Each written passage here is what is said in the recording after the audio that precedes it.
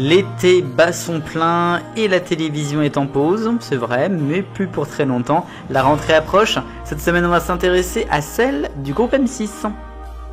Nous sommes le dimanche 10 août 2025, c'est le cœur de l'été. Bonjour, c'est le TV 168.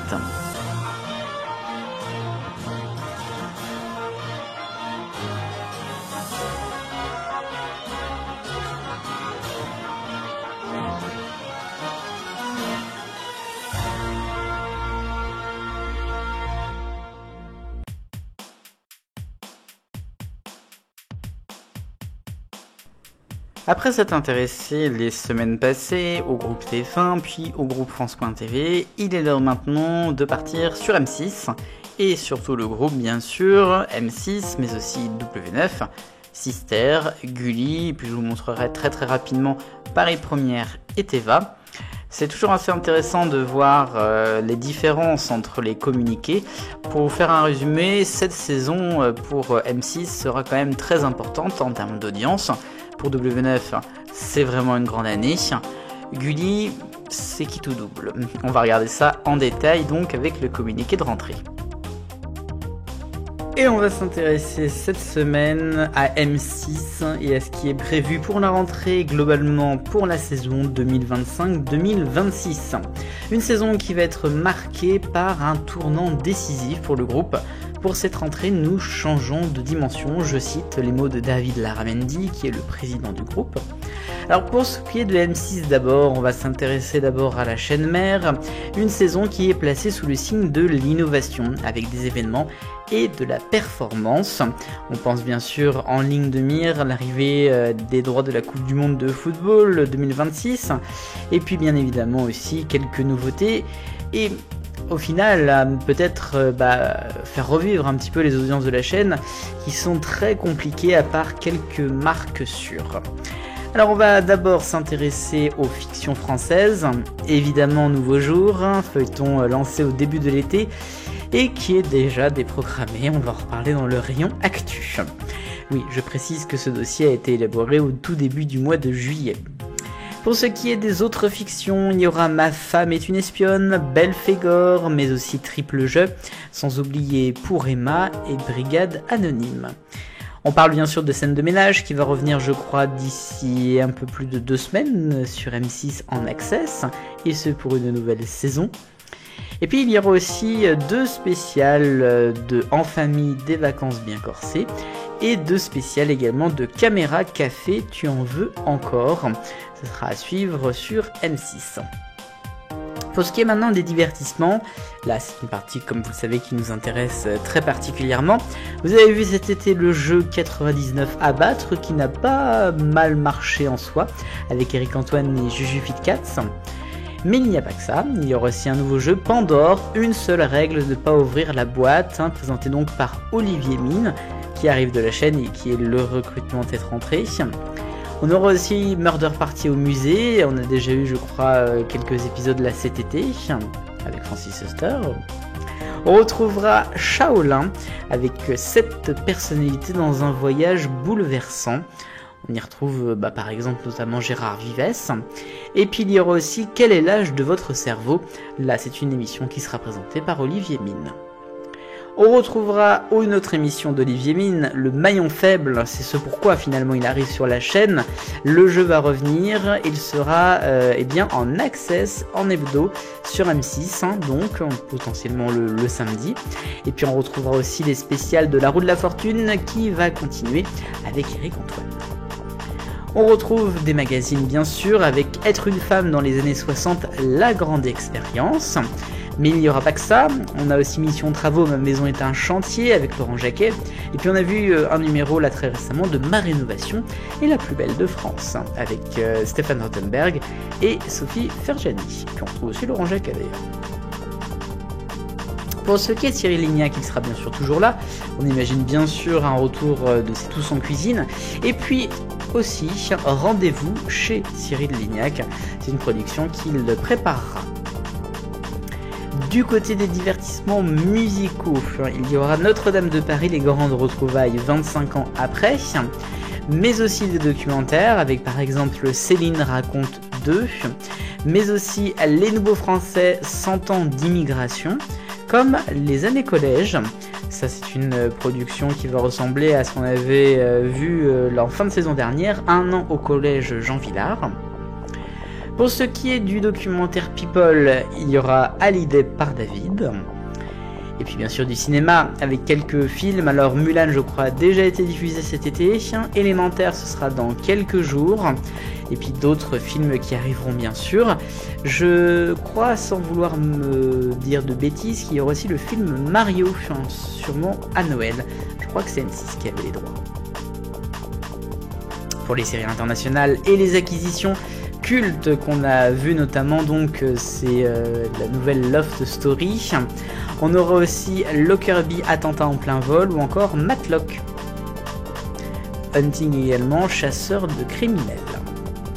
Pour ce qui est des rendez-vous d'information, bien sûr, les journaux, le 12h45, le 19h45, avec bien évidemment Nathalie Renaud, Xavier Demoulin. À noter l'arrivée d'Anne-Sophie Lapix pour un entretien dominical, et puis de nombreux prime time sur la politique, bien sûr, l'économie et des enjeux sociétaux. À noter enfin du spectacle avec Elodie Pou qui sera en direct pour le syndrome du papillon. Et puis du sport, bien sûr, pour continuer dans le direct, je le disais, la Coupe du Monde de football 2026 qui sera à suivre. Pour l'instant, c'est toujours en exclusivité sur M6. Et aussi la Ligue des Champions, bien sûr.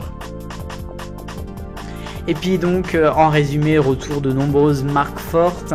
Les Traites, L'amour est dans le pré, La France a un incroyable talent, Top Chef, Qui veut être mon associé, Pékin Express, Le meilleur pâtissier, Mario premier regard. Ça peut vous arriver. À quel prix? On n'est pas d'accord. La semaine green. Là où la fortune le juste prix. Tiens, le juste prix. La meilleure cuisine régionale, c'est chez moi. Et la meilleure boulangerie de France. Tout ça va revenir sur M6 durant la prochaine saison. On passe au violet. Vous l'avez compris, il est temps de parler de W9. Je le disais pour M6, l'intérêt est quand même de remonter les audiences. W9...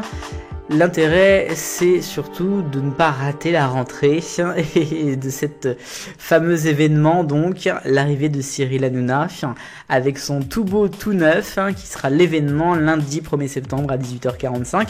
Là aussi, je crois que j'en reparle dans le rayon. Il va y avoir des chroniqueurs historiques de TPMP, quelques nouveaux. À noter que ça semblerait ressembler beaucoup à ce qu'il y a eu sur TPMP. D'ailleurs, je crois que l'image qui est dans ce communiqué de presse vient de C8 d'ailleurs. Tout beau tout neuf qui sera précédé par une émission sur Fun Radio, donc tout beau tout fun. À part ça, venant de C8 également, il y a que La vérité qui compte de Pascal Bataille et Laurent Fontaine. Là, on est sur des inédits de nouveau. On retrouvera aussi la 6ème saison de La Petite Histoire de France après un an d'absence, enfin d'absence en inédit puisqu'il y a eu beaucoup de rediffusions. Côté série télé-réalité, The Detective Club, je crois qu'on l'a vu. Il y aura aussi Les Apprentis Champions au ski. Des spectacles et des concerts avec Ilyes Jadel, avec Patrick Bruel, et puis une série internationale, Blanca. Du sport bien sûr avec les matchs de l'équipe féminine de football qui sont sur le groupe M6.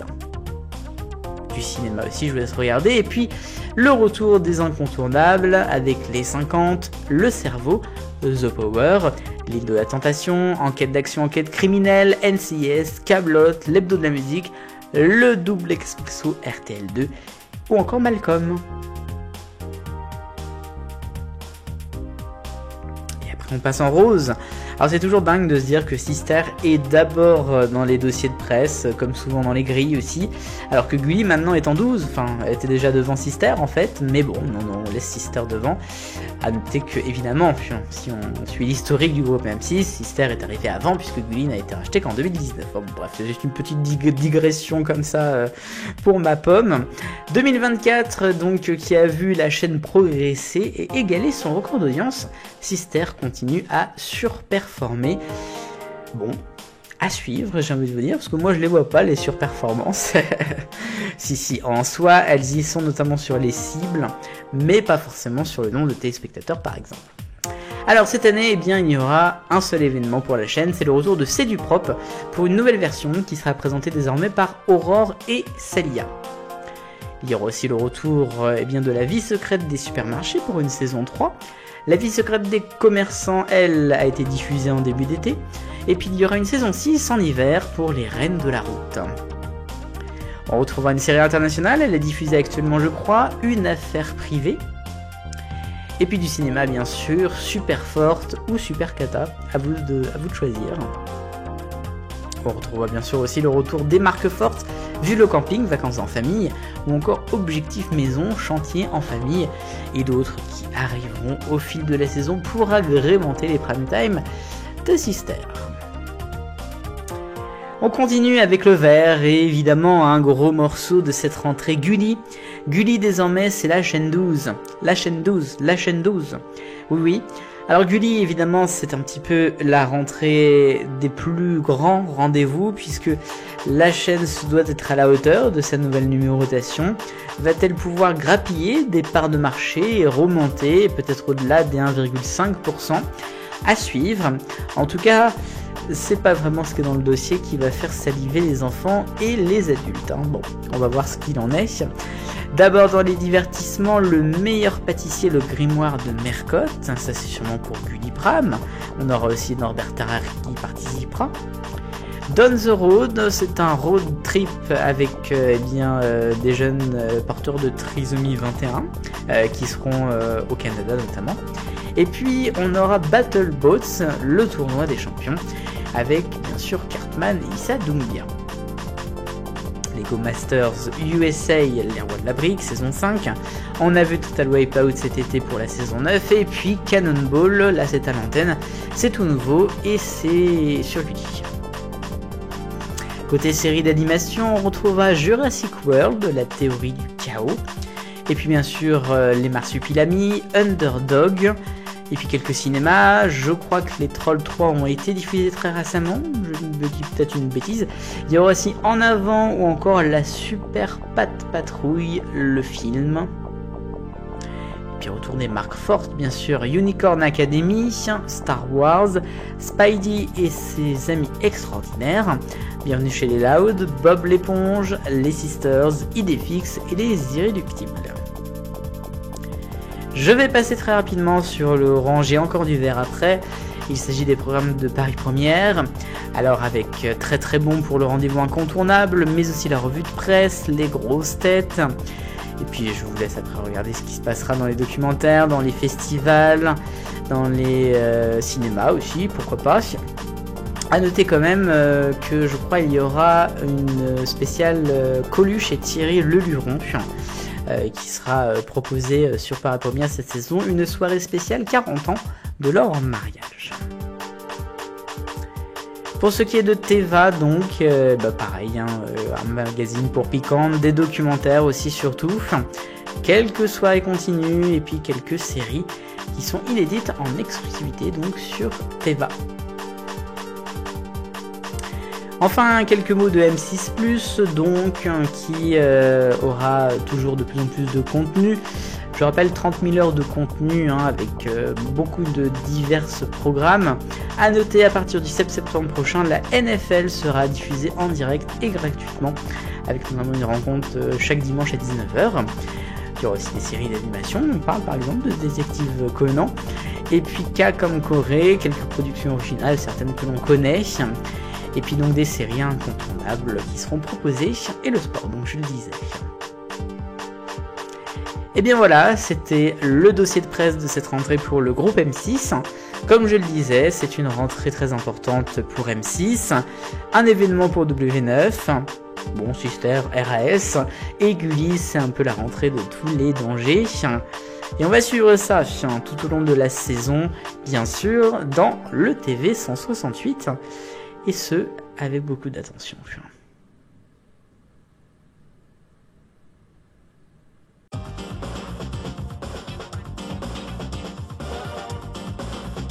Et comme la semaine dernière, c'est la question 168 en lien avec la une. Je vous demandais si la saison 2025-2026 de France.tv vous donnait envie.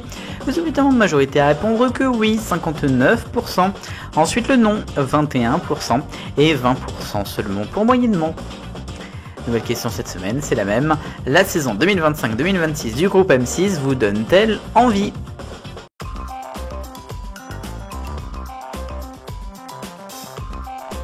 Le rayon des autres actus de la semaine, et jeudi, c'était la finale de la 13e saison de Secret Story, édition 2025, marquée bien évidemment par de nombreuses polémiques, on en a parlé plus que l'an passé. C'est dommage parce que je trouvais que finalement l'année dernière c'était pas si mal. C'est Romy qui l'a emporté avec 5 000 € de cagnotte personnelle et le chèque donc de 100 000, ça fait 105 000. C'est un des plus faibles gains de gagnants. Elle succède à Alexis qui l'avait emporté l'an passé. M6 maintenant, nouveau jour, nouvel horaire, je l'évoquais un petit peu dans la une, ça va très mal pour le feuilleton qui pourtant a été préparé depuis des mois voire des années pour le groupe. Nouveau jour va changer de case à partir du lundi 25 août. D'abord depuis lundi là, cette semaine il a un tout petit peu remonté vers 20h40, 20h35 puisqu'après il y a un tout petit peu dans famille quotidiennement. Et à partir du 25 août c'est le retour de scène de ménage. Nouveau jour passe à 13h30 juste après le 12h45.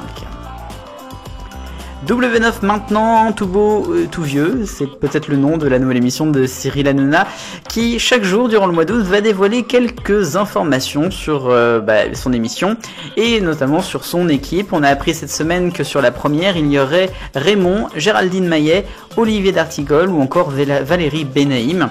On sait aussi que Fabien Lecoeuvre sera de retour. À noter qu'il compte pas vraiment changer, il l'a dit sur Twitter, ça promet.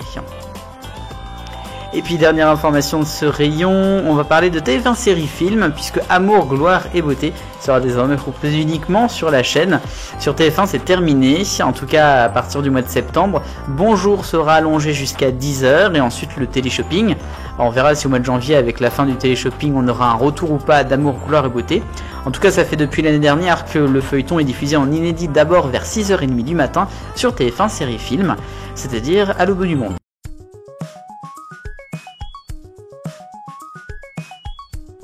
Et l'arc-en-ciel des audiences, Gulli en rouge avec Total Wipeout Made in USA pour sa dernière samedi, en haut sur une semaine c'est vrai mais seulement 0,7. The Detective Club se termine sur W9 également, c'est du orange vendredi, stable mais seulement 2% de part de marché. En jaune c'est TF1 avec Ninja Warrior, la première partie, là aussi c'est la fin de saison, avec seulement 1 600 000, grosse baisse sur une semaine. Ensuite c'est TFX qui est en vert avec la dernière quotidienne inédite de Secret Story sur TFX donc, en hausse sur un jour et un beau 3,8. Bleu clair pour le sang à la tête, un film en rediff sur Arte mercredi qui a fait deuxième en part de marché je crois, 10,6. Ensuite le bleu foncé c'est pour M6 une fois n'est pas coutume avec Ma rénovation est la plus belle de France lundi 1 700 000, c'est plutôt pas mal pour une nouveauté. Et puis du cyclisme sur France 2 en violet, dimanche dernier, fin du Tour de France féminin, avec la victoire de la Française. Les audiences mensuelles des 5 dernières semaines, donc du mois de juillet 2025, TF1 garde le leadership à quelques petits points près puisque France 2 fait une énorme remontée grâce au Tour de France, France 3 aussi plutôt pas mal, c'est la dégringolade pour M6 6,9, sinon les autres chaînes sont un petit peu en baisse pour la plupart, sauf TFX qui remonte, sûrement porté par Secret Story, ainsi que RMC Découverte. Sinon sur la dernière page, à noter que France 4 est stable pour son deuxième mois, et France Info réussit à passer en dessous les 1%.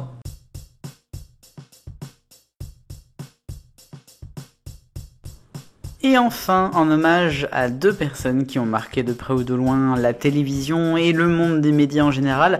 D'abord, on a appris le décès de Gérard Chailloux, qui a travaillé sur Scène de ménage et surtout sur Caméra Café à l'âge de 79 ans. Caméra Café notamment puisque il était le DRH de la série. Il a été dans le rôle de Jean-Guy Lecointre. Et puis on a appris cette semaine également le décès de Marie-Luce Image à l'âge de 75 ans. Elle est décédée en fait le 20 juillet dernier. C'est notamment le CNC qui nous l'apprend. C'est la fille de Jean Image qui a notamment créé Kiri le Clown. Elle, de son côté, elle a travaillé sur de nombreux films d'animation et quelques dessins animés. Par exemple Inspecteur Mousse, Marcelino Pan, Ivino ou encore Les Copains de la Forêt. C'est tout pour moi, c'est tout pour aujourd'hui, c'était le TV 168, merci de l'avoir suivi, je vous donne rendez-vous bien sûr samedi prochain, si vous voulez savoir ce qui va se passer à la télévision sur les 7 jours à venir, avec que les programmes inédits, eh bien il suffit de regarder le Top TV, sinon on se retrouve dimanche pour le TV 168. Vive le bonheur, on est tous des millions de copains.